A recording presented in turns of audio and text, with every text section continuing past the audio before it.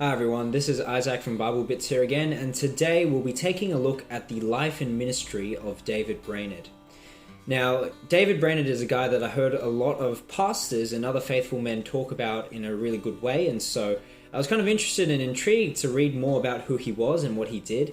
And after doing a bit of digging into his life, I was really encouraged and I wanted to share some of the things that I learned from his story with you guys. Born in 1718, Brainerd did not live a long life. In fact, he died soon after his 29th birthday. And yet no one could say that he wasted his life. In fact, Brainerd's life presents a striking call for Christians today to devote their lives to the Lord in a self-centered, idealistic world. Brainerd was raised in a Christian household, but unfortunately he lost both his parents while he was still very young. He wrestled often with the idea of conversion in his youth, becoming a serious Bible student and desperately seeking out peace with God. When he turned 21, Brainerd finally found the salvation he was looking for. Praying alone, he found himself overcome by the glories and perfections of God, and experienced what can only be described as new birth as he committed himself at once to Jesus and the glory of God's kingdom. Brainerd soon entered into Yale for ministry preparation, but found himself expelled. He was dobbed in by a nosy onlooker who saw him criticizing one of the tutors for his lack of grace. Brainerd was devastated, and with his path to becoming a pastor removed, he felt like his life's ambition was gone as well. But God was not done with Brainerd just yet.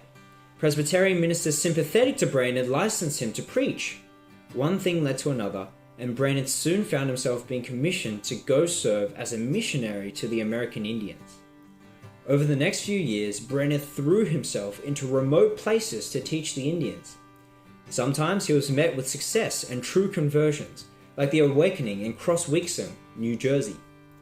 But there were also long stretches where Brainerd was assailed by feelings of futility and barrenness, and all the while he wrestled with crippling loneliness, bouts of depression, and a myriad of illnesses that would eventually claim his life in 1747. On his tombstone wrote a small obituary to his work, listing the handful of Indian tribes that Brainerd had ministered to over the course of his life. And that was it. You know, it's really strange. Brainerd's life doesn't contain the soaring heights and victories that you would expect from someone who's so well known and respected in the faith. In fact, it seems like quite the opposite, that it was often met with disappointments and bouts of depression and unhappiness. And so, what is it in Brainerd's life that causes him to be so well revered in the Christian community? Well, personally, after reading up on him and his life and ministry, here are some of my takeaways as to why I think that Brainerd deserves to be remembered by everyone. Firstly, Brainerd's life stands as a testament to the power of God. Brainerd was a weak man in many ways. He felt the brunt of numerous devastating ailments over the course of his short life, chief of which was the tuberculosis that ultimately claimed his life. Not only that, but Brainerd was also highly introspective, and often was discouraged at the state of his own heart, bemoaning his own lack of love for the Indians at times, as well as the barren stretches where no fruit could be seen in his preaching. His downcastness was amplified by his incredible loneliness, as he found himself often preaching alone or without another English speaker with him. And yet, Brainerd pressed on, resolved to give everything he had for the American Indian people, and God honored this desire, using this weak and broken man to bring perhaps hundreds of American Indians to salvation. Additionally, his life became a deep source of encouragement for numerous other faithful men of God throughout history, including Jonathan Edwards, John Wesley, and John Piper. Brainerd's life has become a testimony to how God can use a few years of a frail man infinitely more powerfully than the lifetimes of many. The second takeaway from Brainerd's life is that prayer was his lifeblood, and it should be ours too. Prayer was Brainerd's main weapon throughout all his life. Whenever he had to fight against the darkness in his heart, he prayed. When he saw no fruit in his ministry, he prayed. And when he felt his love for the Indians grow dull, he prayed. Brainerd could only be described as a desperate man who always sought his most powerful weapon first when trials came upon him.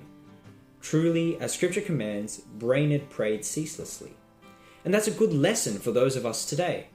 How often do we turn to our own strength, or to our own problem-solving abilities to fix issues in our lives.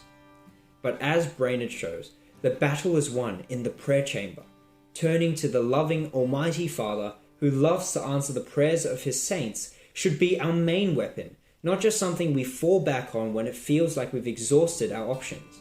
We ought to have the attitude that we can do nothing apart from prayer.